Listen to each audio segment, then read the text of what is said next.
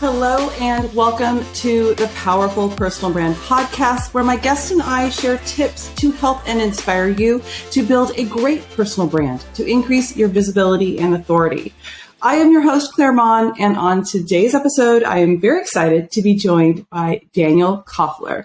Daniel is the president of New Frontiers, an executive functioning coaching organization that provides academic, social, transitional, and career support to clients who range from elementary school age through seasoned adults looking to push themselves to be the most optimized versions of themselves. Daniel is a member of the Young President's Organization and holds a bachelor's in business administration and with a concentration in marketing from George Washington University. He is happily married with 3 children, including twins. So, Daniel, thank you so much for being here. And wow, twins! How was that? It's exponentially more difficult than it might sound. It's not plus; it's multiply. How old are they? They're 7. They turned 7 in July. We're in the thick of it. Okay. All right. We're in the thick of it. So you're not dealing with like the terrible 2s, but now you have like the terrible It's the terrible 7s. Exactly. But at the same time, I will tell you when, there's 3 kids, we have 3 kids. And when even one of them is gone, as much as it is like a lot of energy when they're all around, when even one of them's gone, it's like, it's almost boring. It's like this, you have enough energy to like almost be able to tolerate it all. But then you realize, how much you need that. Like you bring your own energy levels up to meet that every day. And like, right. It's not like you can't just turn it off. Yeah. At this point, my household is I'm filled with 2 dogs. When one of them's not here, or when they're not here or something, you're just kind of like, something's missing. All right. Well, so tell me, basically, when I was reading your bio, it intrigued me. So you work with people from elementary school through adults. Like, how does that work?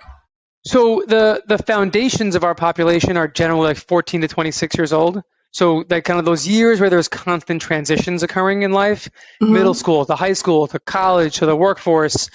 And as soon as it's almost like parenting in some respects. You get to a certain stage and you get comfortable managing what's in front of you. And then as soon as you get comfortable, the circumstances change. And you have to learn a new set of skills and a new sort of coping mechanisms. And there's less clarity as to what's expected. And there's higher expectations, higher risk if you don't manage it properly. So we found that it's really helpful in many cases to help people provide some kind of guardrails, give them the opportunity to touch those guardrails and kind of like see what the boundaries of, their perceptions are. And from there kind of hone in what is the best path forward. So you're going straight, but like you can bounce off the walls like a ping pong, like a pinball machine, or you can just kind of walk a straight line nice and easily. It's not that we take for granted, I think, in society how moving from one stage of life to the next, it's not without bumps and bruises, regardless of anything. That's just the nature of life. But for some folks, there's a lack of just skills and understanding of goals and how do we achieve those goals. How, I think, is the important concept. And that's what we do. We help answer the how, like the what are we going to do and how are we going to do it. Okay. So, I mean, for me, I got that sort of support from my mom, I really think, and probably some of the teachers and things like that. Are you finding that those support systems are not there? What changed? Or were we just like, was it just, thank God we got through it? I think it's definitely a piece of it that people only admit way later. But I think that the environment's changed. I think the expectation that we as parents can do things to prevent our children from experiencing hardship is a thing. People try to, and of course you don't want anybody around you who you love to be hurt and pained, but that's part of the growth process. And if we prevent people from experiencing that, they don't learn coping mechanisms as they get older. And when you think back to, I talk about it in various capacities all the time, but at the end of the day, if you don't, there's no living at the beach. I mean, if you don't have like a reason to go back to work and have something else that is not as much fun and pleasant as, the pleasant things, there is no pleasant. You need to have both, the yin and the yang. So I think it's a combination of those things. Yeah. Interesting. No, I was just thinking like, things that were difficult for me. People may find it hard to believe, but I had bullies, a lot of bullies. And so, you're just kind of like, sometimes you're just kind of like, okay, well, this person's, I've got to deal with this right now because I can't like call my mom and be like, how do I deal with this situation? And I became very adept at like Jedi mind tricking people so that I got out of stuff. That became kind of like a superpower. I was like, ooh, it got me out of a couple of That's a coping mechanism, right? Yeah. Like that's a mechanism that you've developed for yourself to kind of navigate how you want to kind of exist in the world. Everyone has their own version of these. Some people, for various reasons, learning challenges, mental health issues, traumatic experiences, or other circumstances, have blocks that prevent like blockages to prevent them from getting there. Or again, parents set certain expectations that are unrealistic, that are not aligned with what they want to do with themselves for their lives. Like there's a lot of nuance to it. But yeah, most of us, touch the hot stove and realize like, I don't want to do that anymore. Some of us do it a couple times before we realize that it's actually too hot.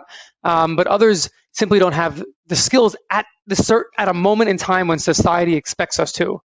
And that, in my view, is not something that they should be indicted for. That's something where they should be able to ask for help without fear of judgment and receive the help and go on with their lives. So how did somebody that is in need of help find you? Do you work with schools or? We do. We work with the mental health community. We work with schools. We work with employers. I do a lot of networking. Historically, I've done a lot of kind of like almost door to door to the extent that it's possible in our industry. It's not the kind of thing that I can want for somebody more than they want for themselves. Right. So we have to present ourselves in a certain way and hope that people do the two hardest things, in my view, in this space, which is one, to acknowledge a need, like ask for help. And then the other thing is actually accepting the help. You can recognize that you need help and ask for help and think that you're taking the right steps, and that is correct, but you might not be ready to actually accept it. And that isn't an indictment of you either. That's okay. Like when you're ready, you're ready. Unfortunately, in fewer cases these days than in our earlier days, but in general, there's still a circumstance where people wait until like they're at rock bottom, where they've taken a step or two down to the point that like it's really like some rebuilding has to occur to start going back on the path they want to get on in the first place. And again, I think a lot of it has to do with judgment and trust, and we're very big on being non-judgmental and developing trust with people, and going at their pace. It's their life. That's the important thing. It's what I can want it as badly as I want it for them. They have to want it for themselves. And if they do, we can meet them and run as fast alongside them as they want to go. The thing that's actually interesting, that I even find with people that we've worked with, coaching clients and this sort of thing, is like, it's not, people can be very successful and can be able to hire me to help them with their personal brand, but it's so amazing how many times they have blocks. They're afraid to put themselves out there, and they'll kind of self-sabotage work that we do, or they'll be like, oh no, I have to do this before I can do that. And you're like, but you're never going to do this. Do you not see that? Like, because you're talking about acceptance and things like that, but you're like, you actually have to put in the work. You can come to me and you know that you need the help, but I believe there's also that, like, you have to actually do something.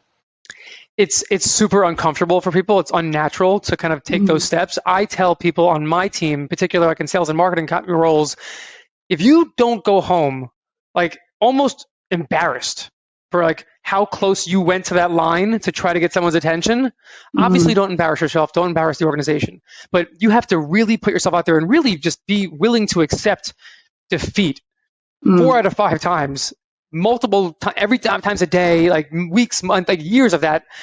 If you're not prepared to do that, you're probably not going to make the progress you need to make. And there's really no other way than the hard way to do that. Once you realize that like you can have that negative emotion, that negative reaction to kind of the response you get, and you wake up the next day and everything's fine and you can go do it again, and then the next person kind of clarifies that you do have it correct and they do want to work with you, I think, which kind of heals all wounds, but you have to go through that process. Yeah. So how did this all start? Like, what made you start this? When did it start? So we're 10 years in. Okay. This is actually an offshoot in some respects of my family business, which is building and operating private schools. Okay. Which is a pretty niche business. Kind of centralized around New York City, which is where we're based. We had general ed schools, special ed schools, nursery schools, K-12s. And in the case of one of our special education programs, we had families whose children were transitioning out of high school and ostensibly to college. And they were concerned.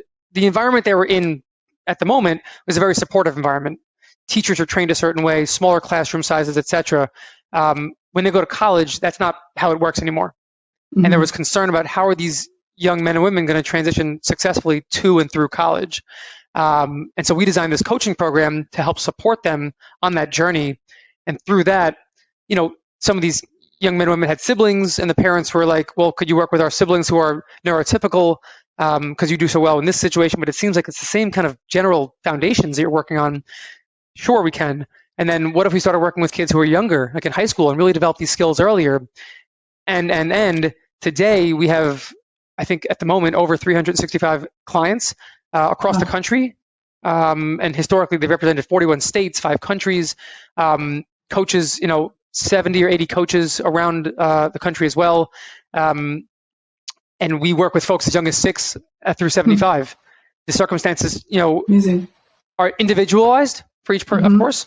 And I will tell you also, since the pandemic in particular, we've seen a lot of adults coming our way with essentially the message of, I don't want to do this anymore, whatever I'm doing. It's not comfortable. I don't enjoy it.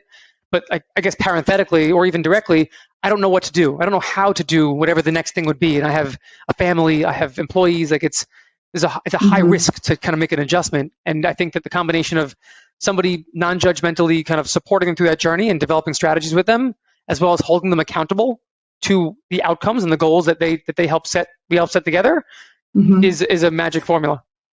Do you find that the people that may come to you have more trouble like asking for help from their own kind of community, or no?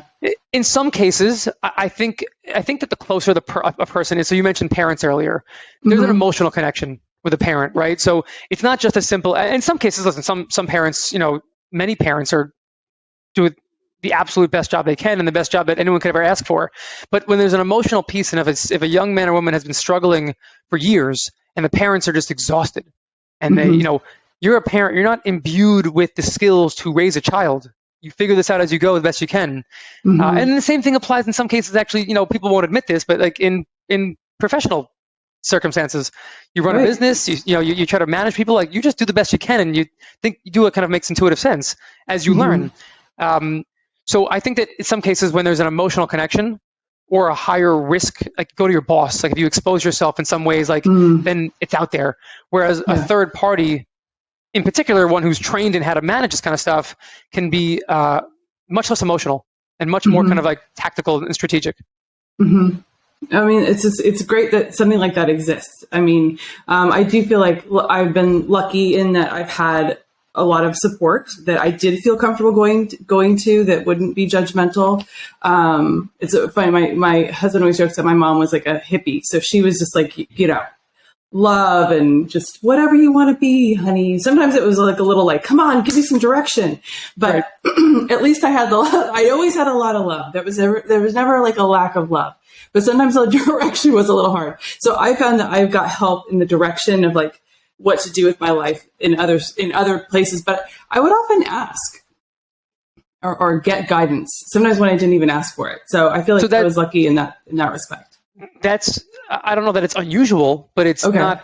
I mean, it's good. What I mean is, I don't think everybody has the confidence to ask for help. I think that you learn at a young age, if you ask for help in a classroom or in some kind of other public setting, you are exposing yourself to not having known an answer. And that is something that we don't do a great job tolerating in society. Yeah. And it only gets worse as you get older.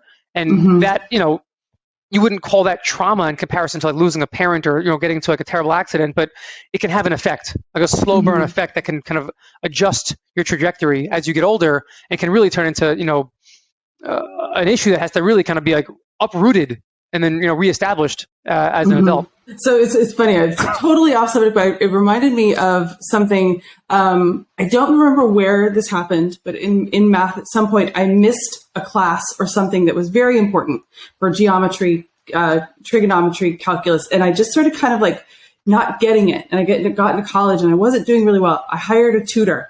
We were going through things, and he was just like, he's like, so this is this, and I'm like, oh, I don't know what you're talking about. wait, what?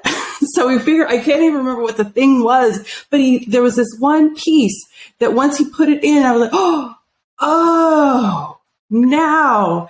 So I never had, because we didn't have a lot of money growing up, so I never had a tutor. And I later realized in college how important that was. So it's just that when you sometimes, whatever it is, for me, it was certain things within school, but if it's emotional, it's so important to get that help if there is not that support system there. For what it's worth, I have a very similar experience. I know exactly what it was. It was fourth grade. It was long division, and I missed a class, and it impacted my learning in math for the rest of my academic career. I've managed to, figure out how to get division done now, or use technology or whatever it is. But I'm not sure which is chicken and the egg. But that experience leading to like my own like social development. Okay. And frankly, most people who I know, think of me as like a very outgoing, like I'm a biz dev is kind of like my role in the organization, right? Like I'm outgoing, I'm selling, I'm talking, I'm cheerleading. But in reality, I'm an introvert. And if I had my choice to hide under a desk in the dark with a book for 3 days and talk to nobody, I would, in a 10 out of 10 times, choose that. I do this because I have to. Yeah. I have to. I believe in what we're doing, and I want to make sure people understand what it is. And I respect my team so much that they deserve the opportunity to provide this service to the world. But honestly, it's I'm thinking about it only right now for the first time. I wonder if there's a connection between that fourth grade long division gap and like my own social development long term. So I wouldn't ask a question after that. I was afraid to ask a question. Really? Yeah. Absolutely. I mean, you just it's interesting because I only really discovered this problem in college. Like I got through high school and I did very well, but yeah, something happened, I guess, like in college. So I don't know if it was like the last class that I had in high school, but yeah, it's like, I guess I'm glad that it happened when I was older. Then maybe I didn't have that many, fundamental things that changed. But yeah, it's an amazing thing to ask for help. So when I've asked for help, I've always had good results. Thank God for that. It is so important. And, I think, my mom always had a saying, when you keep going until you find a yes person. And so, if someone will help you, then be like, okay, well, then I'm going to find someone else that will. And so I'm glad that people have that as an opportunity now to come to you guys for help, because it is really important. And another thing that's different too is do you feel like that people come to you to kind of learn, because you were talking about having a team and that we don't know how to parent or to be managers, and there's not really there's like old school classes, right? That help me help you. And you're like, what does that even mean? Again, Jedi mind tricking people. Do you find that people come to you or during the process of working with you, they kind of learn how to manage people? Yeah, absolutely. I mean, for our corporate clients, that's exactly what they come to us for, or one of the things they come to us for, right? I think it takes like a real level, like a degree of confidence in your role to be comfortable acknowledging, like, look, I've reached a certain height professionally, but honestly, like, not that it's a house of cards. It's like I've now outgrown my skill set. Right? I need a new skill set to be able to do this job well. And the reality is, you get a guy who's been doing a job, selling something, doing some task related, job in an organization, and they do it so well, they get promoted to manager. So now he or she is responsible for managing people versus handling a task. It's a very different skill set.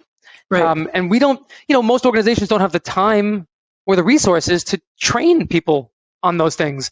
So we, it's a burgeoning part of our business. It's a kind of in the last couple of years we've been doing this piece. We realized like this is completely applicable to it's all learning. It's all frontal lobe stuff. It's all kind of how your brain works and how we set strategies and systems in place, and how humans learn. Learning is kind of the foundation of our work as compared to, other coaching models that have different foundations. Yeah.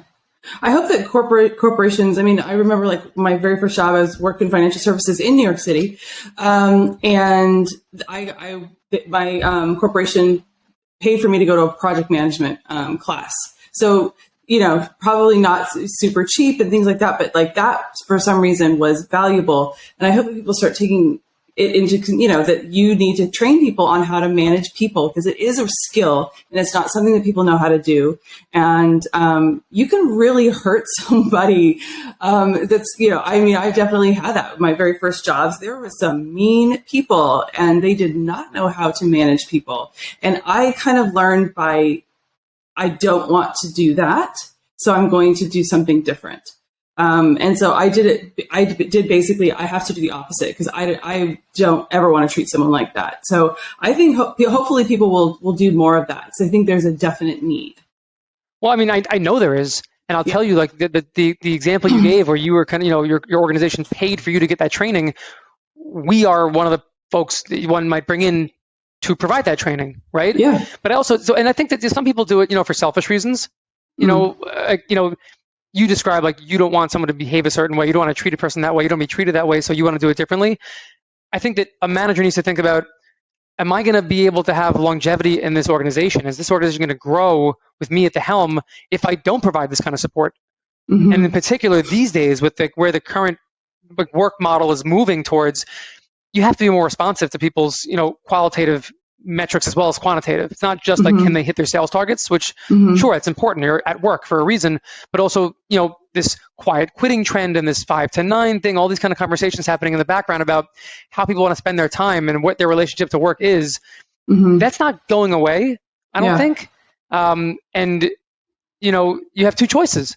You can, well, put it this way, a favorite saying of mine, if you dislike change, you're going to really dislike irrelevance, right? So just think about it in that context. Like you can be a dinosaur and do things the old way and hope that you can kind of make it to retirement before like the world changes completely, or you can try to get ahead of that wave or ride that wave in a meaningful way. And, change is hard. I get it, but you're a leader. That's part of that, comes with the territory. Yeah. Well, I mean, in really everything, in managing people and being hireable and promotable, all of those kind of things, you have to have social skills. It's always going to help you, but it also completely helps with even, building a brand and marketing and all that sort of stuff. If you're like, no, this is the way we've done it for 20 years. You're like, where have you been? They didn't have like TikTok and all these things 20 years ago. You're probably doing it wrong.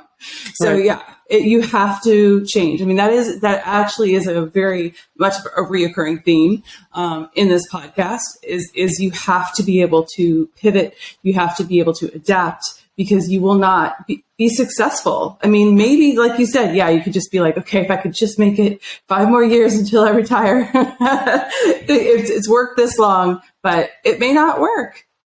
And that's the problem. Advise it. I don't think that's the smartest strategy. I agree. I agree. But I a lot of people are afraid of change. And so, unfortunately, hopefully none of them are listening to this podcast. So I'm open. Well, hopefully they are actually, because, frankly, change is constant. And, that's something that we learn, and like the soft skills, part of that is kind of managing change and being flexible and like, being able to navigate through that kind of stuff.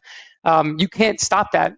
One person might be able to get away with like that, we're joking, but like, get away with retiring beforehand, but like society won't.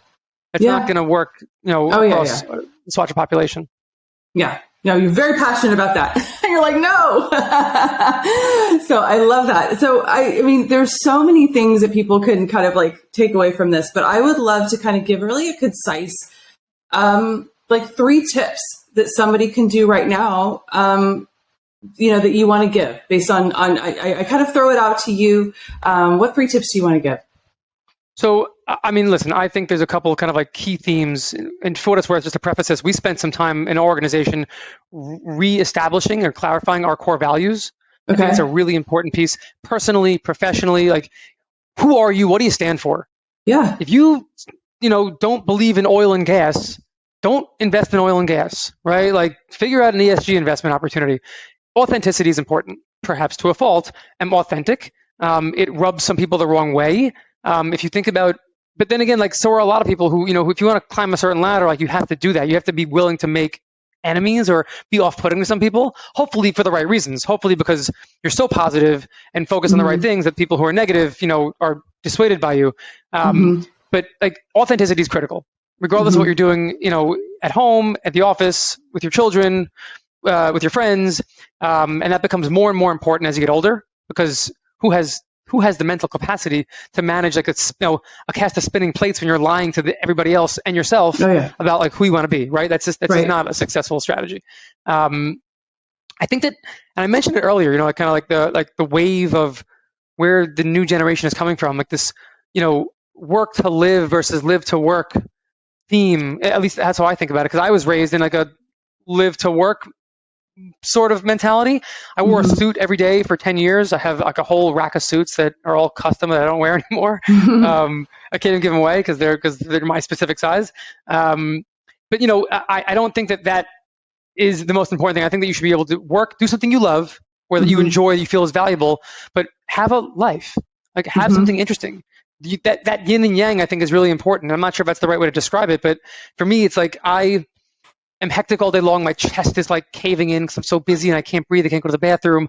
But because I'm running off to go do something fun afterwards, and like that energy kind of propels me to do the best job I can while I'm at work and focus hard, so I can focus hard on the fun activities afterwards.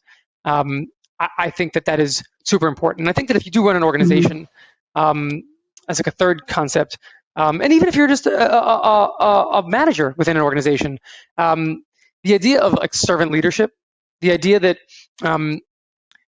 I'll think of an example. When the pandemic started to wind down, I started talking to my staff. I'm like, all right, like we got rid of our office. We got rid of it. We were all working remotely. The whole business is administered remotely now, which suits me very well and suits them very well. But I thought, because everybody else around me was saying we're going back to the office, so I was like, all right, let's have that conversation. And I brought it up to my team, and it wasn't quite the way I'm going to frame it, but it was the same essence. I was like, guys, how about we come back to the office? They're like, no. And I was like, well, what do you mean no? Like, I thought I'm the boss. Like, I make these decisions.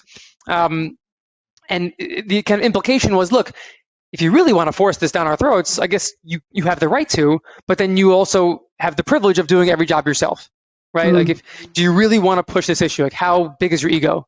And mine is not big. It's been squashed down many, many, many times. It barely exists. So, I thought about it and I realized, really, like the special sauce in my organization and in my life is the people, who operate it.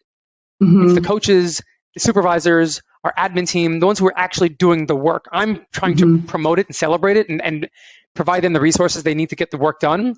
But they do an incredible job. They're just the best at what they do. And I don't want to impede that for anything that is important to me. So, to me, like I work for them. Really, my job is to provide for them and support them, listen to them, hear them, provide certain opportunities whenever I can, and then step back and watch and kind of, let them do what they do. Yeah. I think some people struggle with that concept because they have to be right and they have to do it vocally and in front of you. I have a lot of friends who may kind of think of themselves this way, and it works for them in some cases, interestingly. For me, and I think for the majority of small businesses, it's not going to be a successful strategy. And I think it's going to become even less so as those two worlds, the work to live concept amongst like the population coming up becomes more solidified. Yeah. Well, it's kind of the same thing that you were talking about before. It's if you think that I used to do it this way 20 years ago and it worked, and you're not ready to implement change, then you're going to have problems. You're literally going to be doing it all by yourself. I have been working from home for over 10 years. I'm a former actress. So like literally you work from home. You are your own boss. So that was my very first foray into entrepreneurship. So the thought of going into an office, can't even imagine. Then I started my own businesses and everything. And I love the freedom. It sometimes can be distracting to be working from home. Before we started this, I was like, the Orkin man's going to be here and the dogs may bark. So that's life. And, but I feel like, what I'm actually very happy with is that people started to realize what my life was like because I work from home and I'm not unprofessional because my dogs are barking or because your kid comes bursting into the room. I'm not some sort of unprofessional person that you shouldn't work with. I'm working from home and I'm doing the best that I can. And now people kind of going like, oh, that's what it's like. I feel like people are just so much more open to it now.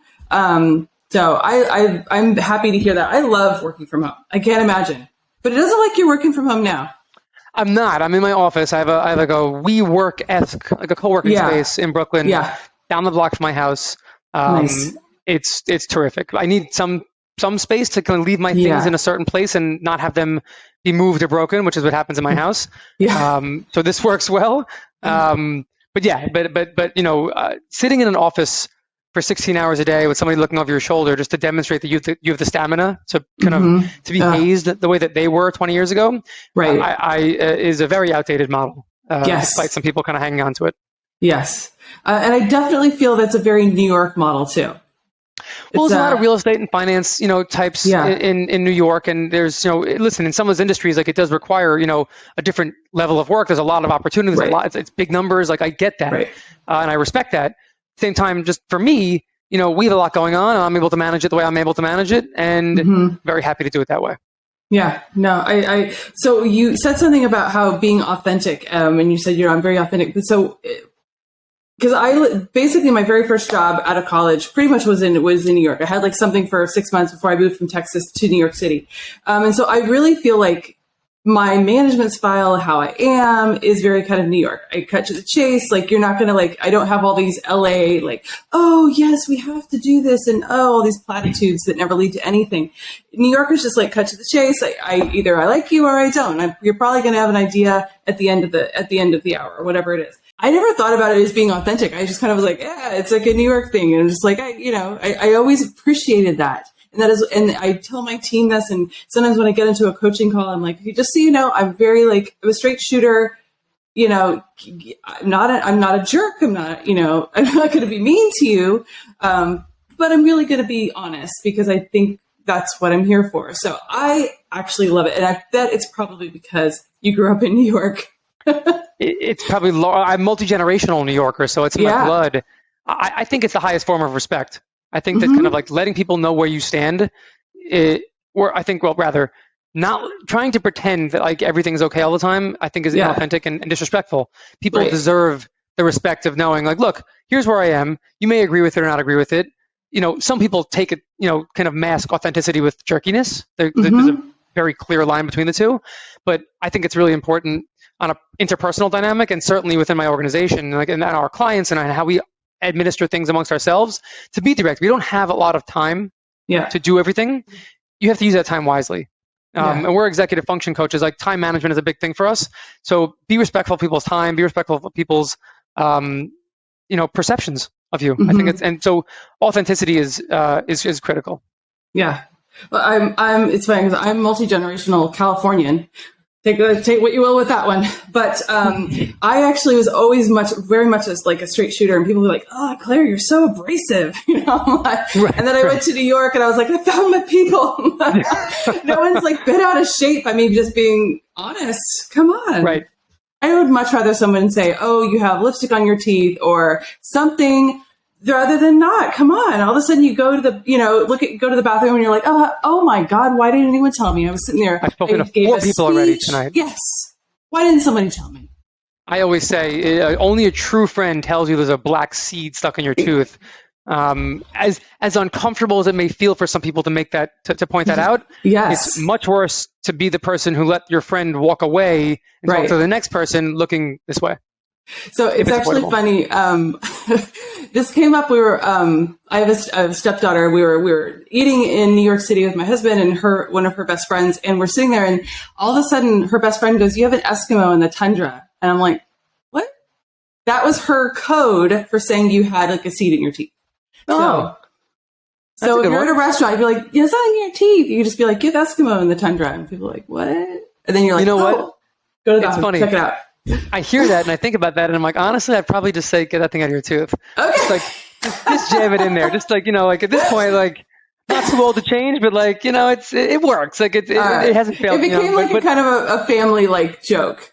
No, I love it. Too. I think it's great. Yeah. I think it's great. Oh my God, Daniel, this was a fun conversation. It was I feel like we just had a conversation and I didn't really even ask any of the questions that we had, but I learned so much. And, the service that your company provides is so necessary and it's amazing. So what can someone do to find out more, to reach out to you? What's the best place to do that? Yeah, so we're all over the internet and all the places you traditionally would look. We're all over social media. Our website is probably the first and best place to look.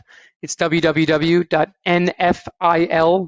It's New Frontiers in Learning. It used to be in Learning. We dropped the IL, but the website still exists that way. And then you can find me. I'm on LinkedIn, Instagram, Facebook, etc. They can also email us, info@nfil.net. It's 24-hour kind of observed. And smoke signals, come knock on my door, send me a letter, Old school. whatever you need. We are big on flexibility. So whatever is convenient for you, we will meet you there. Awesome. All right. Well, thank you so much for talking with me today. I definitely learned some valuable things, and I definitely think that our listeners did too. So thank you so much, Daniel, for coming on. Thanks for the opportunity. I'm really enjoyed this. Yeah. So, and thank you for listening and watching, and I will see you in the next episode. Bye.